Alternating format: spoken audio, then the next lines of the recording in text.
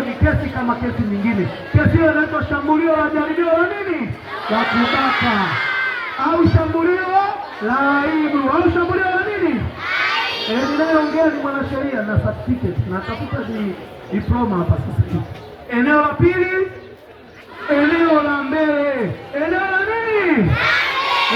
Hiki kipande hiki very important. Usipokilinda unashika mimba sasa hivi. Na wanaume wote wanarukaruka na angalia hapo tu. Kuna ile nyimbo nasema nini na hapa ni hapo tu. Ataisema dokta. Eneo lingine. Yes. Kwa nini? Kalio la mwanamke lina thamani kubwa kuliko kalio la nani? Nisiwafiche, hakuna furaha kama mwanamume akishika tako la mwanamke. Mimi nikishika tako la mwanaume mwenzangu, nashika tu. Yaani nashika tu nimkomeshe. Lakini nikishika tako kalio la mwanamke hivi yaani najisikia burudani kabisa.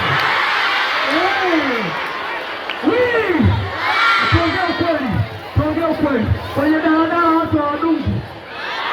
Ulishawahi kumuona mtu anamdunga mwanaume mwenzie? Utamkuta mtu kwa mwanamke. Ndio. Eneo lingine mwili mzima. Eneo lingine ni nini? Wanaume mwingine anapenda tu kubusu mwanamke.